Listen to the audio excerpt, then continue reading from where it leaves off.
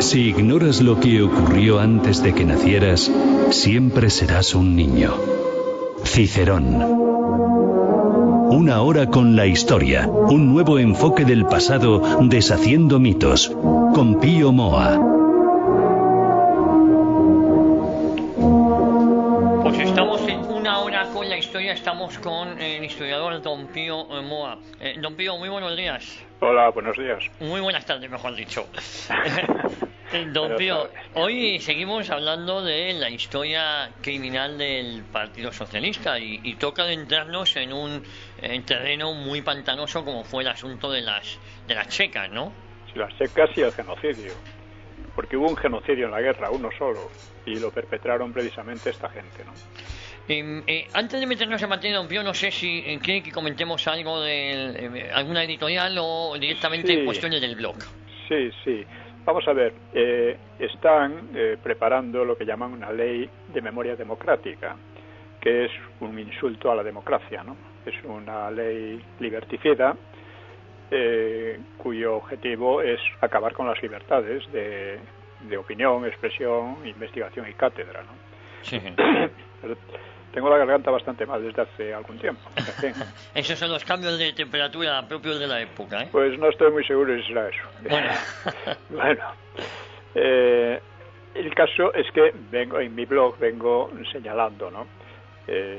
Por ejemplo, con respecto a mi libro sobre por qué el Frente Popular perdió la guerra, pues es inevitable concluir que el Frente Popular se compuso esencialmente de bandas de asesinos y ladrones que querían liberar, entre comillas, al ser humano de cualquier norma ética. Por eso lo admiran tanto los promotores de la memoria histórica. Esto es una verdad. Naturalmente en el libro no me expreso así. En el libro simplemente expongo hechos, ¿no? Hechos y opiniones de unos y de otros, de los protagonistas, etcétera. Pero esta es la conclusión. Gregorio Marañón, un intelectual liberal muy importante, que además fue uno de los que trajeron la República, por así decir, padres espirituales de la República, pues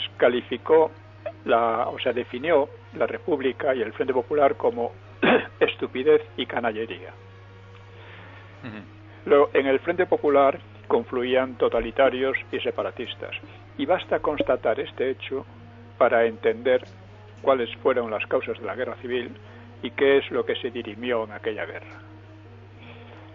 Bueno, hay que decir también que la afición del Frente Popular al terror y la guerra civil fue tanta que los practicaron abundantemente entre ellos mismos. Hay que preguntarse, ¿es que los de la memoria histórica ignoran lo que fue el Frente Popular? No ignoran nada, lo saben de sobra y además están encantados. Lo que buscan es que lo ignore la gente común para explotar su credulidad. Y seguir mandando, ¿no? Y robando, ¿no? Sí, efectivamente. Claro. Por poner un ejemplo, la memoria histórica o democrática, entre comillas, vale tanto como el doctorado del estafador que hoy gobierna España. Nos están llevando a una situación límite, con amenazas de cárcel, de multas, etcétera, a los que no piensen como ellos. La memoria histórica es un programa completo para falsificar la historia por intereses políticos particulares, de partido. La memoria democrática es un programa para acabar de destruir la democracia. Sí. Y hay que decir que hay alguien más rufián que los tiranuelos políticos que tratan de imponer su memoria. Sí. Más rufián es un PP que escupe sobre las tumbas de quienes liberaron a España de la pesadilla, o los profesorzuelos universitarios que sirven a los tiranuelos y quieren su parte en la estafa. Así es. Hay que decir las cosas con claridad de una vez, hombre, porque ya está bien a lo que hemos llegado con tanto respeto a lo que no es respetable, ¿no? Si algo revela la extrema degradación de la universidad actual, es su aceptación de la memoria histórica en sustitución de la investigación y el debate intelectual. En fin, la memoria histórica o democrática hace sentirse poderosos a unos políticos corruptos y rufianes. Creen poder decidir sobre el pasado de la nación y desde ahí decidir sobre el futuro. Y es algo que no debemos consentir de ninguna manera. Bueno, en el blog he puesto también una serie de consideraciones sobre en fin, un problema que tenemos aquí muy grave, ¿no? Dice, quizá lo más asombroso que ha ocurrido en España desde la transición haya sido el renacimiento de un frente popular que con ayuda de la derecha se ha erigido en referente de la moral, la democracia y la legitimidad del poder. El asunto clave ha sido aquí la ayuda de la derecha, pues sin esa ayuda los separatismos ni la izquierda nunca habrían osado tanto. Es más, no les habría convenido recordar como fuente de legitimidad el viejo Frente Popular o lo que llaman la República. Para ellos el Frente Popular seguía siendo la República, ¿no? Una falsedad total. Eso, sin el apoyo, de hecho, del PP, de la derecha, todos ellos habrían preferido olvidar aquello. Porque el Frente Popular fue precisamente esto, el régimen de terror de una alianza de separatistas y totalitarios, salida de un fraude electoral, como he dejado claro de una vez por todas en por qué el Frente Popular perdió la guerra. Porque parece mentira que a estas alturas todavía se sigue hablando de los republicanos, etcétera, como si no hubiera pasado nada después de las elecciones, ¿no? Buena pequeñez, no. Bueno, pues bien, ocurrió precisamente lo contrario.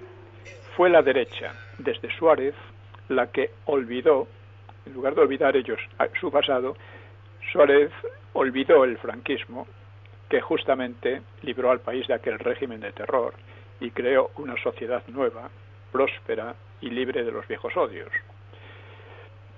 Un olvido, entre comillas, que fue evolucionando hacia la mayor abyección posible cuando el PP de Aznar condenó el levantamiento del 18 de julio, con lo cual criminalizaba a los salvadores y regalaba abiertamente la legitimidad a los mayores enemigos históricos de la libertad y de España. Esto fue la hazaña de Aznar, que en algunos aspectos fue más positivo, pero esto ha sido un fallo, vamos a decirle, es un error, mucho más que un error, claro, que digamos que determina todo lo demás, ¿no? Bueno, esta conducta suicida recuerda a la de los monárquicos cuando dieron un auténtico golpe de Estado contra la propia monarquía y trajeron una república que rápidamente se volvió demencial y caótica en 1931. Naturalmente, unos hechos tan aberrantes plantean muchos problemas, que se centran, como he expuesto en por qué el Frente Popular perdió la guerra, en la cuestión de la legitimidad. Los monárquicos, faltos de lo que llamaba Ortega pouvoir spirituel, o sea, poder espiritual, pues Ortega lo decía acusando a los frívolos intelectuales antifranquistas europeos durante la Guerra Civil, ¿no? Bueno, pues que los monárquicos, faltos de esa capacidad intelectual, fueron totalmente incapaces de defenderse en el terreno intelectual e ideológico del ataque constante de los intelectuales y partidos marxistas, republicanos liberales o burgueses y separatistas. No fueron capaces de ello. En una situación de crisis extrema, habían intentado salir del paso con un movimiento práctico mediante la dictadura de Primo de Rivera, pero la debilidad espiritual persistía y trajo como consecuencia la República del caos y las paradojas. El problema que tenían los monárquicos era una sensación íntima de ilegitimidad, porque los intelectuales la estaban atacando, la estaban atacando todos, los partidos, etcétera, diciendo que era ilegítima, que era anacrónica, que, en fin, le acusaban de todo, ¿no? Y no era capaz de defenderse de esto, ¿no? Bueno, pues con el franquismo pasó algo muy semejante.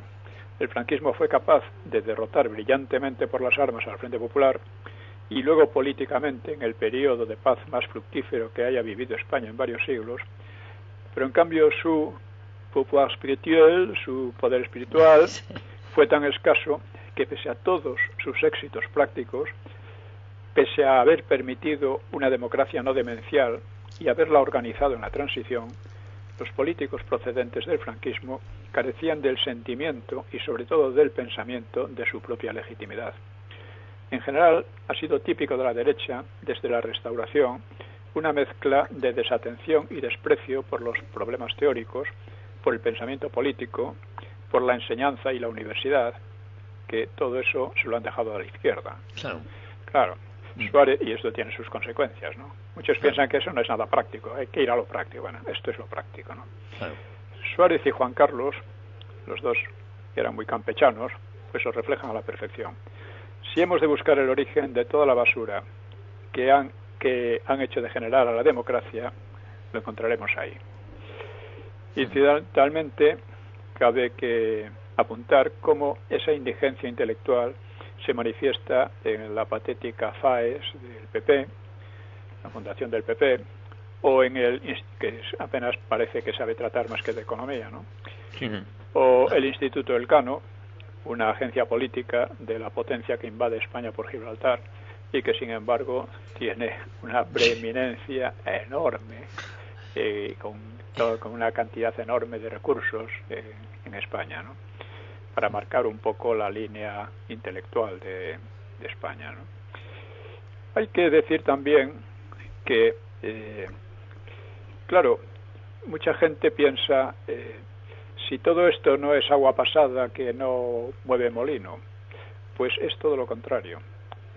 Todos los problemas que tiene España, desde los separatismos, las tendencias estas liberticidas, el problema de Gibraltar, el problema de la relación con Europa, con el resto de Europa, con la UE, con la Unión Europea, que no es lo mismo, o con Hispanoamérica, todo eso tiene relación muy profunda con el haber permitido la identificación de democracia y antifranquismo. Si esto sigue así, claro, partiendo de ahí, España solo puede ir a la deriva, la política solo puede ir a la deriva. No hay nada sólido a lo que atenerse. Si la democracia viene de la sociedad creada por el franquismo, eso hay que reconocerlo.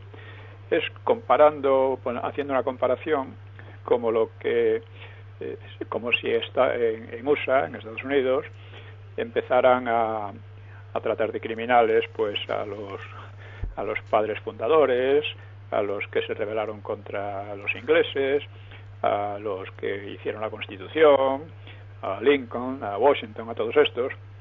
Pues si esto llegara a cundir, algunos lo están intentando ya, por cierto, pero si esto llegara a cundir, claro, USA se disgregaría, se quedaría en nada y iría a la guerra civil entre ellos mismos, claro, ¿no? Claro. Bueno, pues esto es lo que está pasando en España. Y si no hemos llegado todavía a una situación de descomposición mayor, a la que vamos ahora de cabeza con este gobierno, pues es simplemente porque la herencia del franquismo era muy sólida. Es la herencia de una sociedad pues libre en gran medida, en algunos aspectos mucho más que ahora. Había mucho menos miedo en el franquismo del que hay ahora de muchísima gente a desafiar las tonterías de género, las tonterías de la memoria histórica, etcétera, ¿no? Muy próspera y muy independiente. Hoy España es un país satelizado en la política exterior, es un país que no tiene prácticamente política exterior y que está en una situación que no sabe por dónde ir, con leyes totalitarias, etcétera, ¿no? Bueno, pues esto lo digo porque mucha gente toma la cuestión de la historia, sobre todo la historia reciente, como algo puramente de ilustración personal, de saber cosas. Y no, tiene unas consecuencias políticas fortísimas, que la izquierda conoce bien y los separatistas conocen bien, pero que la derecha parece ser que no le ha preocupado. Y esto es una de las causas de la inestabilidad que ha sufrido España en el siglo XX y que puede volver, y está volviendo en buena medida. Sí, así es. La verdad es que es una situación un poquito, y la ley de memoria histórica, que hay que recordar a nuestros oyentes, que sigue vigente por culpa del Partido Popular, que tuvo ocasión de derogarla, tuvo ocasión de votar en contra, tuvo ocasión de ir ante el Constitucional y no hizo nada de esto. Y se pensaba que esto no va con ellos, y es que se equivocan. Claro, es que ahí hay un problema doble. Vamos a ver. Ellos no pueden estar contra la ley de memoria histórica desde el momento en que han condenado el alzamiento del 18 de julio, que es justamente lo que condena la ley de memoria histórica. Entonces, ya le han dado las armas a los otros. Claro, pueden hacerlo en el plano puramente formal. Es decir, mire, esta ley es antidemocrática y es anticonstitucional, porque evidentemente lo es. O sea, una ley que ataca las libertades de opinión, expresión, investigación y cátedra como esta, es una ley que se le puede atacar por ahí. Puede decir, mire, usted puede, que también es verdad, se puede decir, usted puede creer lo que quiera sobre la guerra civil, sobre el franquismo, etcétera. Unos creen una cosa y otros creen otra. Estamos en democracia y todo el mundo puede tener su opinión, expresarla y debatirla. Claro. Lo que no puede ser es que ustedes nos impongan su versión porque sí, porque dicen que es la democrática, cuando precisamente es el ataque más directo a las libertades propias de la democracia. Desde ese punto de vista, el PP podía haber contraatacado. Claro que eso le llevaría, de una manera u otra, a defender el franquismo, que es lo que quieren evitar a toda costa. Claro. Y por eso han hecho, no, se ha aprobado la ley, hay que cumplirla. Oiga, es como las leyes de Nuremberg de los nazis, también fueron completamente legales, formalmente legales. Sí, sí. O sea que ustedes están dispuestos a cualquier cosa, había que decirlo al PP, porque lo están. Efectivamente. O sea, escupen sobre la tumba de sus padres. Eso es algo tan indecente que vamos, Claro. no se ha visto en ningún partido, ¿no? Efectivamente, condenaron el lanzamiento del 18 de julio como si este no hubiese sido legítimo, cuando sus padres, como usted bien dice, y sus abuelos participaron de él, y gracias a eso les salvó la vida a muchos de aquellos. Claro. Y luego hicieron también un homenaje en lo primero que hizo José María Hernández a las brigadas internacionales, a los que se les concedió la nacionalidad española. Y es algo dantesco, ¿no? Es dantesco. Hay que decir, si precisamente aquello fue lo que salvó a España del sovietismo y de la disgregación, ¿no? Bueno, pues en fin, hay que insistir en esto. Así estamos. Don Pío, nos metemos de lleno en el tema, si le parece, ¿no? Vamos allá. Bueno, habíamos visto cómo el PSOE fue el responsable directo, además el PSOE del sector moderado, entre comillas, de Prieto, el responsable directo del asesinato de Calvo Sotelo. Y como Prieto, el mismo Prieto, señaló enseguida que iba a ser una lucha a muerte entre los dos sectores, el Frente Popular y lo que ellos llamaban los fascistas, ¿no? Que no eran fascistas, por otra parte. Sí. Bueno, el caso es que lo que no decía Prieto es que quienes habían traído el terror y el crimen habían sido precisamente ellos. Ya empezó con la quema de iglesias, de bibliotecas, de centros de enseñanza, antes de un mes de instaurada la República. Continuó a lo largo de la República con atentados, asesinatos, etcétera, que se acentuaron muchísimo después de las elecciones del Frente Popular, como hemos venido viendo. Esto es muy importante señalarlo porque hay que ver quién es, o sea, cuando hay una situación de choque en que cada uno lucha por su vida, que es lo que decía Prieto, hay que ver quién la empezó. Claro. ¿Quién empezó eso? ¿Quién destruyó las condiciones de convivencia pacífica y libre en España? Y fueron precisamente el PSOE el que tiene la máxima responsabilidad en eso. No son los únicos, pero sí los que tienen la mayor. La mayor responsabilidad. Luego hay que recordar otra cosa de la que hemos hablado bastante, y es la campaña sobre las atrocidades en Asturias. Fue una campaña enorme, internacional, la hemos señalado, pero, claro, ¿era veraz o no era veraz? Pues si fuera veraz, habrían cumplido su promesa en las elecciones del 36 de investigarlas desde el poder para llegar a una conclusión clara, porque eso les daría una máxima autoridad moral. Y por supuesto lo que hicieron una vez conseguido el poder fue olvidarse de las atrocidades. Es decir, seguían hablando de las atrocidades, pero no las investigaban. Esto es lo que define una cosa y la otra. En cambio, sobre las atrocidades que inmediatamente, que empezaron ya después de la victoria, entre comillas, del Frente Popular, victoria electoral, pues sobre todo esto ahí tenemos abundantísima documentación. Una documentación que tratan de olvidar. Así voy a poner un par de ejemplos, ¿no? Hay un libro de Julius Ruiz, este es un historiador inglés, aunque de origen español, como indica su apellido, se titula El terror rojo. Bueno, pues este señor, claro, documenta cosas que en gran parte estaban ya documentadas, ¿no? Pero, en fin, es importante que alguien de por ahí fuera pues lo haga también, porque fuera de España aquí el único terror que ha habido ha sido el terror fascista, entre comillas, ¿no?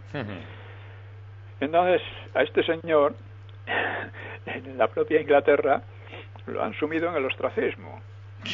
Le han atacado por aquí y por allá, en fin. Es un poco como a estos dos pobres que han sacado esa información tan interesante sobre el fraude en las elecciones del Frente Popular. Efectivamente. Sí, que decía que no quería polémica. Bueno, pues lo que ha conseguido es que los traten un poco a patadas dentro de la universidad, de esta universidad desastrosa que tenemos, ¿no? Claro, con un buen trabajo. Yo le comenté en alguna ocasión que les llamamos para ser entrevistados aquí en esta emisora y se mostraron con miedo que no, porque habían conseguido mucha notoriedad. Digo, bueno, es que eso significa que es un buen libro. Sí. Pues no querían esa publicidad, ¿no? No. Bueno. Es el miedo. Sí. Es lo que decía, hay más miedo ahora que en el franquismo, ¿eh? Sí. O sea, es un miedo políticamente correcto, pero montones de gente, y eso que no van a fusilar a nadie hoy por hoy, ¿no? Pero ese miedo es tremendo, ¿no? En los medios universitarios y extrauniversitarios y periodísticos y demás. Bueno, pues, como digo, tenemos bastante conocimiento de cómo fue aquello, ¿no? Cuando estalla la guerra civil, recomienza, había un fulano que se llamaba Ángel Galarza. Digo un fulano porque es uno que diría: cuando me enteré del asesinato de Calvo Sotelo, se nos llamaba asesinato, ¿no? Pues tuve un fuerte sentimiento, el sentimiento de no haber participado en él. Eso era Ángel Galarza, que fue nombrado precisamente ministro de Gobernación en el gabinete de Largo Caballero a partir de septiembre, ¿no? Y ya desde entonces, pues, en fin, estuvo mezclado en todo lo mezclable. O sea, este era socialista, ojo, este era socialista. Estaba mezclado en todas los crímenes, las checas, la persecución religiosa, etcétera, etcétera, ¿no? Y estuvo mezclado también en las matanzas de Paracuellos, aunque ahora no vamos a hablar más de esto en este programa. Estuvo mezclado porque él era igual que Carrillo, era el que llevaba aquí la lucha contra lo que llamaban la quinta columna o el orden público en Madrid. Pues a nivel superior al de Carrillo estaba Galarza, ¿no? Este Galarza, aunque más o menos por aquellas fechas, pues escapó a Valencia, como el resto del gobierno. Por cierto que él llevaba una de las checas, llevaba bastante directamente una de las checas, la de Marqués de Riscal, checa socialista, en la cual, aparte de asesinar a mansalva, pues robaban todo lo que podían. Habían conseguido un botín y él dio orden de que se lo trasladaran a él a Valencia. Lo que pasa es que los anarquistas que habían puesto unos controles en Tarancón a la salida, un poco para impedir, que no lo pudieron impedir, lógicamente, a que aquellos personajes escaparan, ¿no? Como las ratas, diría. Para los anarquistas este sería el pensamiento. Ahora que llegan los fascistas aquí a Madrid, estos escapan como ratas, ¿no? Sí. Estos que son los dirigentes y tal, pues menudo ejemplo. Bueno, pues los detuvieron y por supuesto les confiscaron las joyas y todo lo que llevaban. O sea que ahí Galarza no tuvo mucha suerte. No bueno. Bueno, pues vamos a ver algunos ejemplos que son muchas veces más clarificadores, ¿no? Más clarificadores que visiones generales. Y vamos a empezar por García Tadell. García Tadell era socialista también, lógicamente. No solo era socialista, sino que tenía un gran prestigio en los medios socialistas. Y cuando estalló la guerra civil, organizó en Madrid la que se llamaba Brigada de Investigación Criminal, que era una de los muchos organismos, aunque tenía un carácter más oficial que otros, ¿no? que luego se llamó también Milicias Populares de Investigación. Bueno, pues esto lo que hacía, como hacían casi todos los demás, había otro que se llamaba Brigada del Amanecer, que no era de ellos, era más bien anarquista, pues, u otra, el grupo No Pasarán, que era comunista, pues se dedicaban a hacer estas cosas. Por cierto, que uno de los también principales responsables de aquella organización de saqueos y de asesinatos, pues era Manuel Muñoz, que ni era socialista, ni era comunista, era de los de Azaña. Quiero decir con eso que estaban todos combinados, y que toda esa leyenda de que era el pueblo indignado el que hacía esas cosas, mientras que el gobierno más ilustrado trataba de detenerlas. Es todo lo contrario. Desde el principio fue organizado por los partidos del gobierno y por el gobierno mismo. O sea, una de las checas peores, la checa de Fomento, dependía directamente de Gobernación. Es decir, dependía directamente de Galarza, de aquel ministro. Bueno, pues, como digo, García Tadell, que era muy próximo a Prieto, también hay que señalar esto, porque Prieto siempre aparece como el moderado y Largo Caballero como el extremista. Bueno, pues creó una de las organizaciones más brutales de aquellos meses. Una de las cosas que hacían también desde el Ministerio era meter en la Guardia Civil y en las guardias de asalto a muchísima gente que venía de los partidos y de los sindicatos izquierdistas. Con esto conseguían dominar y convertir tanto a la Guardia Civil como a la Guardia de Asalto en verdaderos, como diríamos, verdaderos comités terroristas, ¿no? Claro. Porque lo que hacían normalmente era actuar sin ninguna, o sea, ellos dictaban las condenas sin ninguna apelación, las ejecutaban o sin condena ninguna, simplemente iban a casas de las personas porque tenían los archivos de la policía, cayeron enseguida en sus manos y entonces pudieron localizar a muchísima gente. Además tenían otra ventaja, y es que había un sindicato de porteros extremistas que lo que hacía era indicar aquellos domicilios en los que pensaban que había dinero, joyas y cosas así. O sea que ellos iban a por todas siempre, ¿no? Bueno, pues por ejemplo, por orden de Galarza y también en relación con García Tadell, pues podía ser asesinada, pues por ejemplo, una periodista francesa, Carmen de Batí, que fue asesinada pues porque era enemiga, había denunciado cosas de los socialistas, era enemiga de los socialistas, ¿no? O sea que no siempre eran, digamos, personas políticas de derecha, sí, sí. Claro. Entraron ahí en todas estas organizaciones una buena cantidad de pistoleros, de gente que además se distinguían por su brutalidad y eran muy ¿cómo se dice? O sea, eran muy alabados por las... Sí, muy considerados, ¿no? Sí, por las derechas. Bueno, García Tadell, que digo, es un elemento muy significativo. Sobre él escribí hace años esto. Escribí hace años una referencia en 2008, una referencia de unos años antes, cuando todavía no conocía algunas cosas. Dice: García Tadell, militante socialista de relevancia media en el sector de Prieto, al parecer montó al recomenzar la contienda una de las peores bandas terroristas de Madrid. Buñuel, el de cine, el cineasta, sí, hasta cuenta en sus memorias: García no era más que un bandido, un canalla, pura y simplemente, que se proclamaba socialista. No solo se proclamaba, era socialista y muy afecto a los dirigentes. Dice: en los primeros meses de la guerra había creado en Madrid, con un pequeño grupo de asesinos, la siniestra Brigada del Amanecer. Confunde, no era la Brigada del Amanecer, eran otros.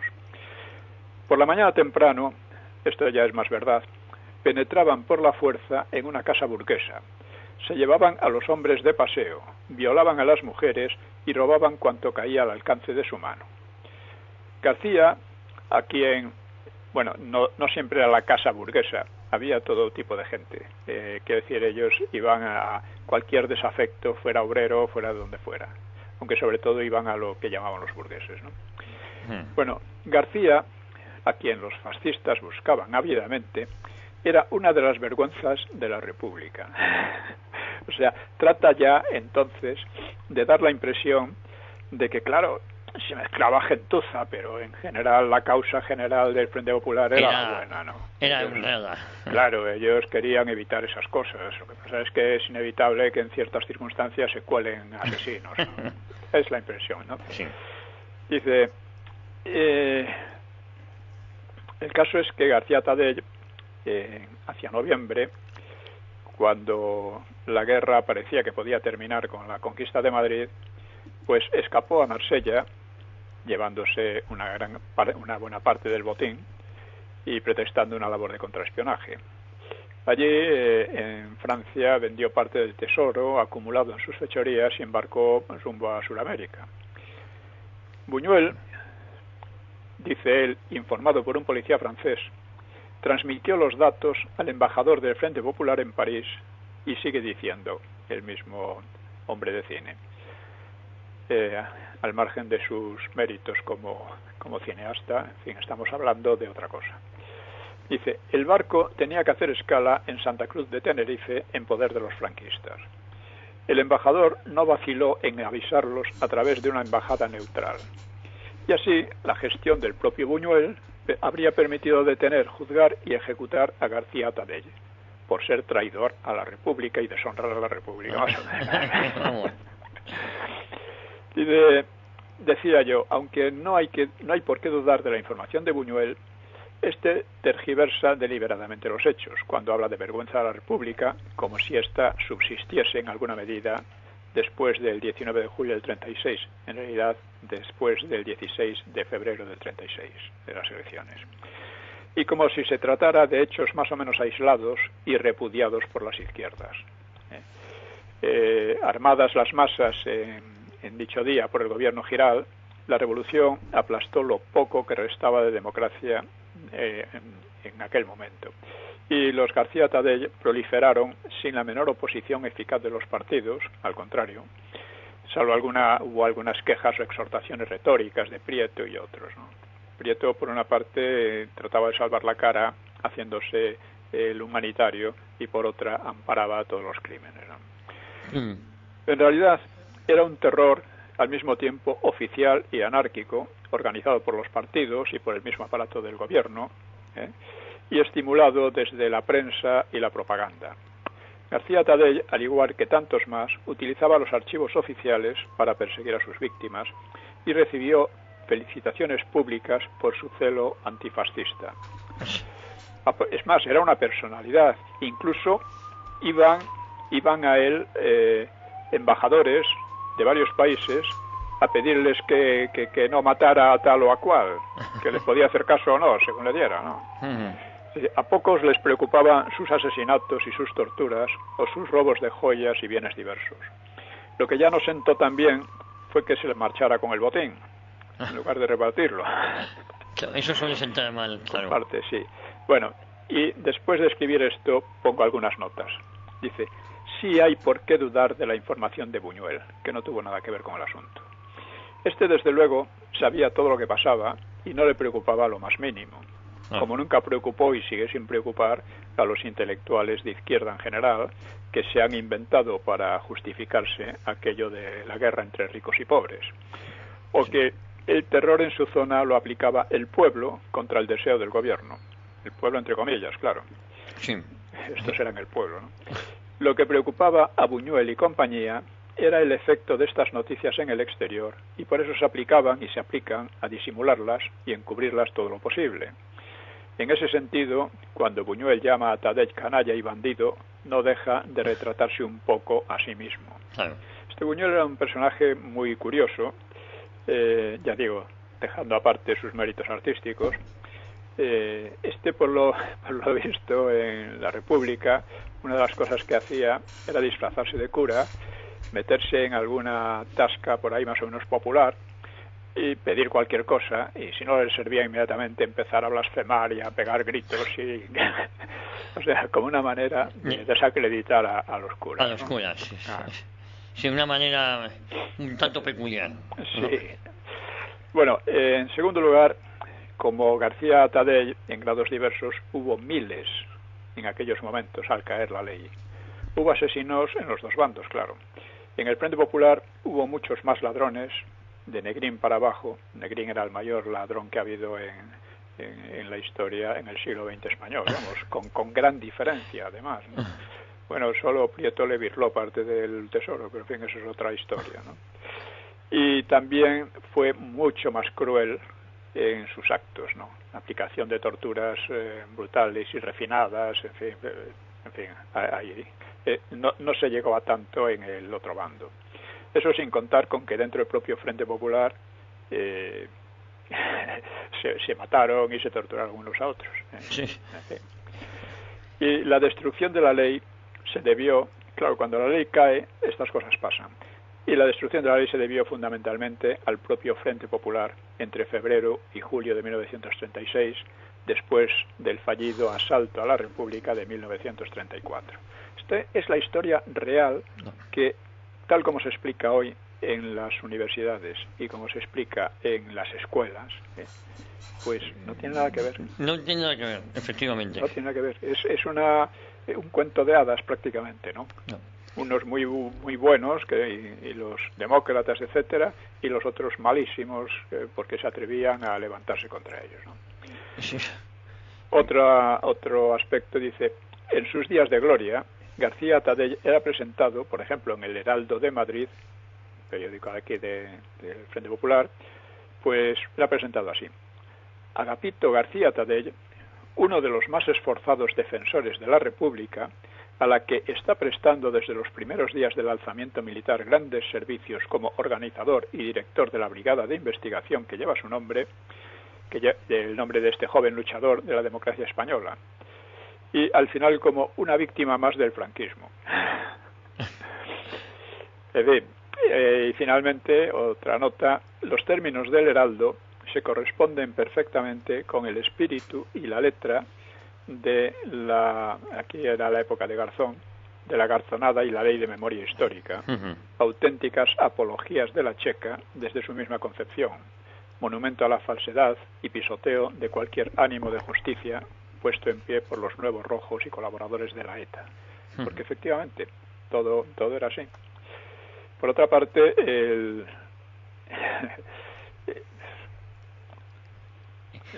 era un tema de todo un comportamiento poco edificante el que tenían y sostenían, ¿no? Era el comportamiento de los chequistas, y actualmente los que hacen la Ley de Memoria Histórica son los admiradores de los chequistas. Sí.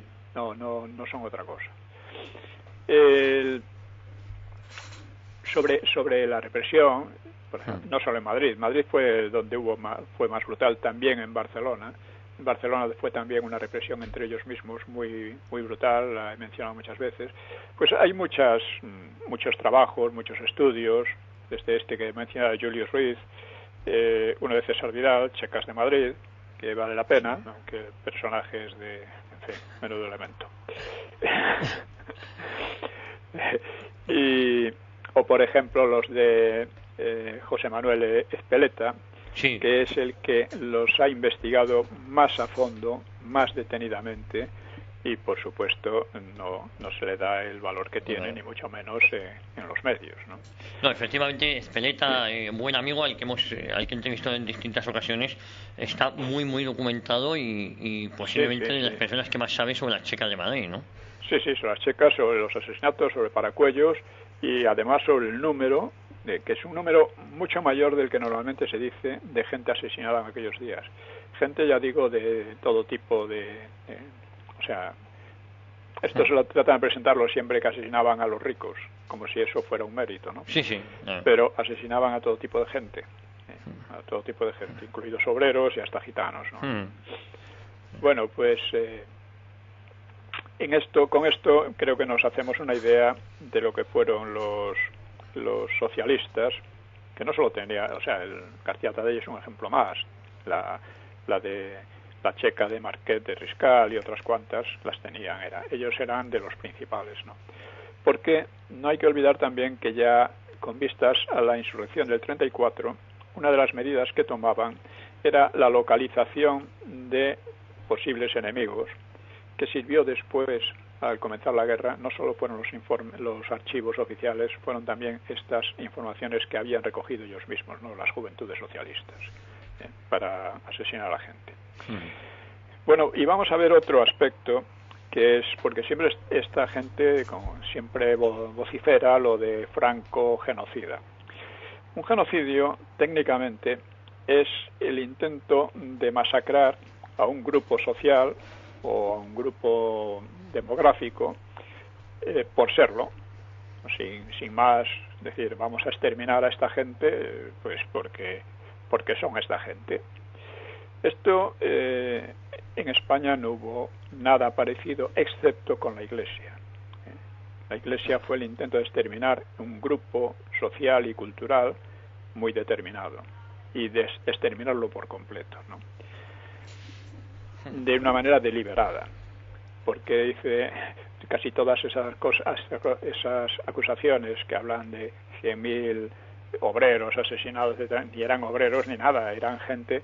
Hay otros peor todavía que han dicho, por ejemplo, el que fue ministro de Gobernación en la transición, Martín Villa Martín Villa. Sí. Claro, es que fue una cosa terrible porque los unos mataban a los sacerdotes y los otros mataban a los maestros. Oiga, el franquismo no mató a los maestros, ni los persiguió a los maestros. Mató a bastantes maestros que estaban complicados en crímenes de sangre, porque esto también ocurrió. En cambio, los curas no estaban complicados en un tipo de crimen de sangre. Y además no fueron perseguidos, ya digo, como esto, ¿no? Sobre todo esto, han mentido de una manera realmente desaforada. Bueno, pues aquí se desató la mayor persecución religiosa quizás de la historia, ¿no? Más incluso que las de Roma, ¿no?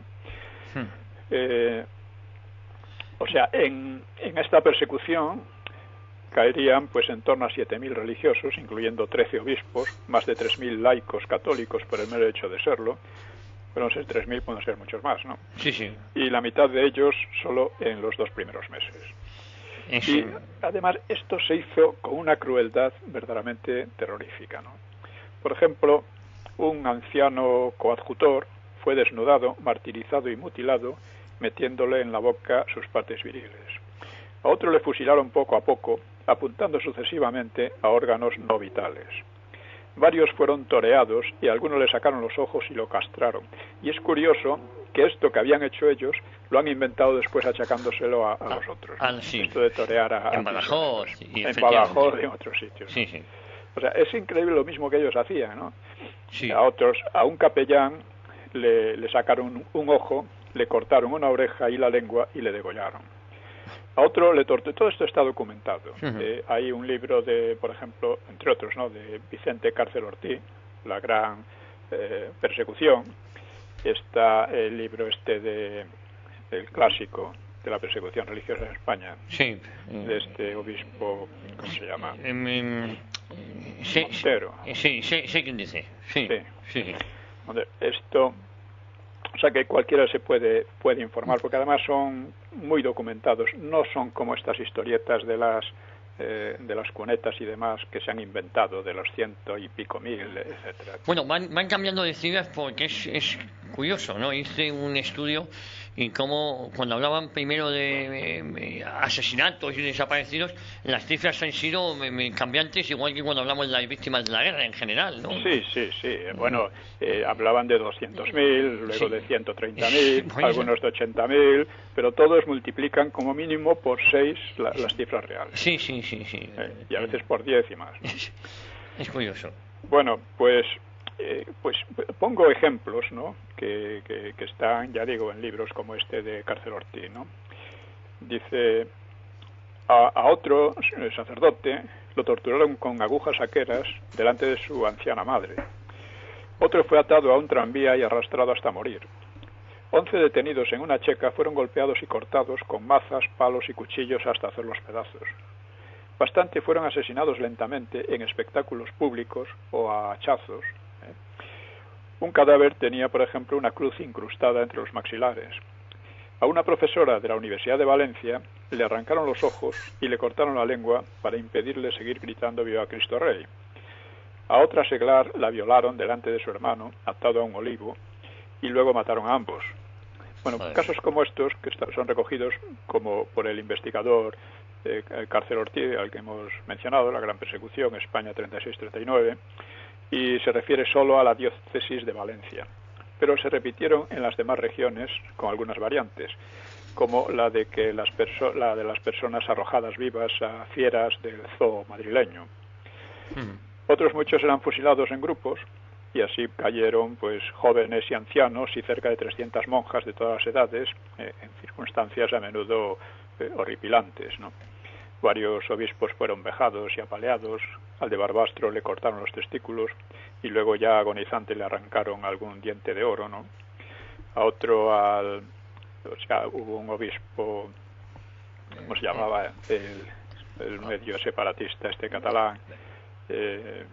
Auténticas barbaridades. Sí, bueno, hemos hablado ya de él, sí. Y perdona porque la memoria a veces me falla, ¿no? Pero es famosísimo el caso, ¿no?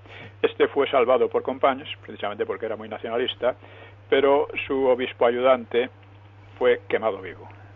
Vale. Fue quemado vivo. Estas salvajadas, y además, como usted bien han dicho, todas muy documentadas, que no es fruto de la imaginación, porque cuando a alguien del Frente Popular se le pregunta o simpatizantes, hablan ambigüedades y generalidades, ¿no? Y palabrería. Hay que decirle, bueno, ¿por qué las atrocidades de Asturias no las investigaron ustedes cuando estaban en el poder, hombre? A ver, tenían todo a su disposición. En cambio, el franquismo sí las investigó. Lo que pasa es que luego trató de olvidarlas y que quedaran ahí. Por eso, a raíz de que estos volvieran con las típicas campañas de atrocidades contra los otros, pues claro, ha sido necesario poner las cosas en su punto. Lo que ocurre es que con el PP, que tenía la obligación de hacerlo de manera política, pues no lo ha hecho. Ellos lo hacen de manera política, y aquí se ha hecho de manera puramente intelectual y muy reducida y muy restringida a unos pocos. Y esa es la dificultad. Con frecuencia se ofrecía a las víctimas salvar la vida a cambio de algún acto o expresión antirreligiosa, blasfemar, pisar un crucifijo, etcétera, pero rara vez tuvieron éxito, ¿no? Y yo recuerdo un autor que decía, un escritor, que explicaba esto diciendo, sí, tenían éxito, lo que pasa es que después los fusilaban de la misma manera para que fueran al infierno. Se inventan cualquier cosa, ¿no? Qué malvados. Sí, bueno, las vejaciones y ensañamiento con las víctimas pues proseguían muchas veces sobre los cadáveres, los cuales eran golpeados, quemados o tirados por barrancos, ¿no? En los conventos eran exhumados a menudo ataúdes y esqueletos o cuerpos momificados y expuestos al ludibrio público. O sea, muchos templos quedaron convertidos en cuadras o almacenes y los altares en pesebres, y además menudeaban las ceremonias burlescas con imitaciones obscenas de misas, destrucción de objetos de culto, etcétera, ¿no? El estudio aquel al que me refería al principio es el más clásico, es la historia de la persecución religiosa en España de Antonio Montero, obispo. De Antonio Montero, eso es. En fin, en los cementerios solían ser quebradas las cruces y rotas las lápidas con alusiones cristianas. O sea, el odio a la Iglesia era tan feroz que uno no llega a explicárselo, ¿no? O sea, esto no llegó a tales extremos ni la Revolución Francesa ni la Revolución Soviética, ¿no? No llegó a tales extremos. O sea que, verdad, ¿no? Aunque fueron también de mucho cuidado, ¿no? Asesinatos, etcétera, masivos y demás, ¿no? Pero aquí fue peor todavía. Y la persecución se cebó además sobre las cosas. O sea, devastando un ingente patrimonio histórico-artístico, ¿no?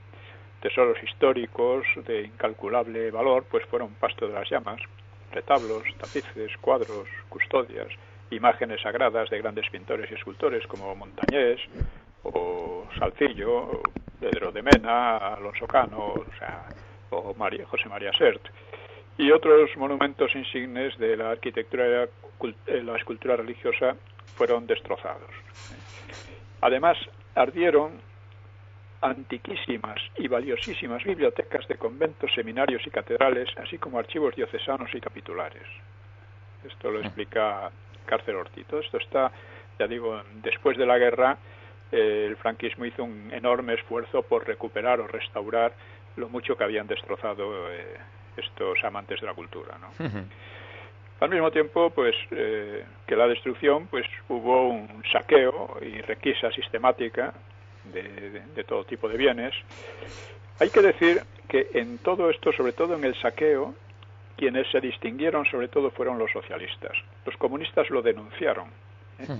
Hay informes de algunos comunistas sobre la manera como estos socialistas robaban todo lo que tenían a su alcance. En este sentido, los comunistas eran un poco más honrados, vamos a decir así, ¿no? Sí.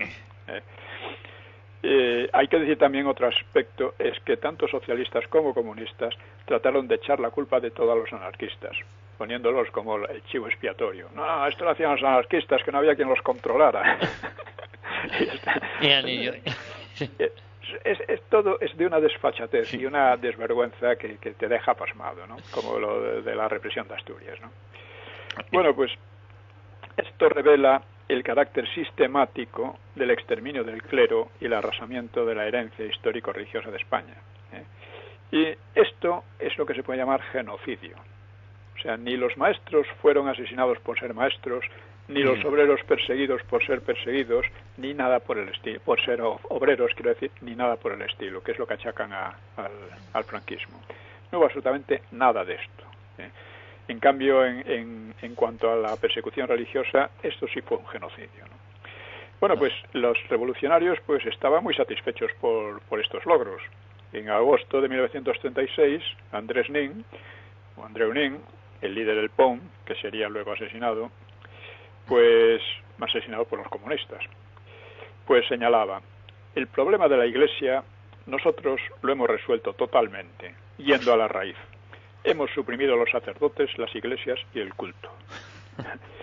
En marzo del 37, por ejemplo, José Díaz, que era el secretario general del partido que torturaría y asesinaría a Nin, pues se congratulaba: en las provincias que dominamos hemos sobrepasado en mucho la obra de los soviets, porque la Iglesia en España está hoy aniquilada. Otros anarquistas, socialistas, etcétera, hablaban con la misma euforia, hablando, por ejemplo, de la destrucción de bienes culturales en Cataluña, pues decenas de miles de volúmenes, 100.000 y más, se ha dicho, de la Biblioteca Franciscana de Sarriá, del Seminario del Convento de los Capuchinos de Barcelona, en Igualada, 50.000, joyas del gótico, del románico, del barroco y del mudéjar fueron entregadas al fuego o voladas. En Madrid, por ejemplo, la Catedral de San Isidro, que era un verdadero museo de arte con sus pinturas italianas y españolas y esculturas, pues fue incendiado totalmente, ¿no? Esto sí es genocidio. Nos quedan 4 minutos, don Pío. Bien. A menudo se ha dicho que las autoridades republicanas se vieron desbordadas y trataron de frenar aquel movimiento, pero uno va a la prensa de la época, a los documentos, a los antecedentes, pues revelan que es totalmente falso. Hubo algunos gestos aislados y declaraciones inefectivas, claro, esto también es verdad. Pero Companys, por ejemplo, ayudó, como decía, a salvar al cardenal, aquel medio separatista, Vidal y Barraquer, y a los curas nacionalistas, que por cierto se fueron a Roma a intrigar contra el franquismo, ¿no? Contra quienes estaban salvando a la Iglesia aquí. Pero generalmente hubo complicidad o indiferencia, ¿no? Fíjese usted, por ejemplo, en el diario azañista. Azaña era el demócrata moderado, según ellos, tenía un diario que se llamaba Política, pues cómo atizaba las pasiones con noticias como esta, el 16 de agosto del 36. dice, 100 millones de pesetas, serían unos 20.000 millones actuales, en la caja de unas monjas, y se llamaban hermanitas de los pobres. Entonces, de inventos, ¿no? O aludía a las cajas privadas depositadas en los bancos y confiscadas, cada una dice de que contendrían supuesto botín, ¿no? Y Radio Barcelona animaba, por ejemplo, ¿qué importa que las iglesias sean monumentos de arte? El buen miliciano no se detendrá ante ellos, hay que destruir la iglesia. Y Política, insisto, de Azaña, publicaba sueltos como este: ningún tesoro más precioso que la razón, la justicia y la libertad. Casi todos esos monumentos, cuya caída deploramos, ¿y por qué lo deploran? Dice, son calabozos donde se ha consumido durante siglos el alma y el cuerpo de la humanidad. Entonces, ¿por qué lo deploran? Claro. Dice, bien hayan los bellos versos del poeta sobre el castillo de sus antepasados arrasado por la Revolución Francesa. Versos que terminan con un pensamiento tan nuevo en poesía como en política. Dice, bendito seas tú, viejo palacio, sobre el que pasa ahora la reja del arado. Y bendito seas tú, el hombre que hace pasar el arado por ti. O sea, esto era un cántico al vandalismo, a la destrucción de la historia y de la cultura. Eso lo hacía, ya digo, un cántico a los incendiarios y saqueadores, ¿no? Esto es lo que eran. Esto eran los moderados. Esto era el partido de Azaña. O sea, que cómo eran los demás. Sí, sí. Y sobre todo los socialistas, insisto. En la Azaña que siempre se nos quiere vender como si ellos pasaran por ahí, que ellos amantes de la República, que nada tenían que ver con esto. Sí. Bueno, yo me he preocupado de ir a la prensa de entonces, lo que decían unos y otros, y claro, cuando vas ahí, todas estas leyendas que se han montado con la memoria histórica, pues se caen por tierra. Sí. La memoria histórica no es solo el problema de que falsee la historia, es que es un instrumento político para destruir la libertad de los demás. Así es. Y por eso hay que impedir que esta gente, si no van ellos a la cárcel, hacen de toda España una cárcel. Sí, claro. En fin, no sé si se nos ha acabado el tiempo. Nos queda un minuto para despedirnos, don Pío. Bueno, pues nos despedimos. Nos despedimos aquí y prometemos volver, Dios mediante, la próxima semana, si le parece, aquí a Radio Ya. Y esta sesión, ya digo, el PSOE de las checas y el genocidio. El PSOE de las checas y el genocidio. Pues ese será el título del episodio de hoy. Le mando un abrazo muy fuerte. Pues un abrazo para todos nuestros oyentes. Y hasta la próxima semana. Un abrazo. Hasta la próxima semana.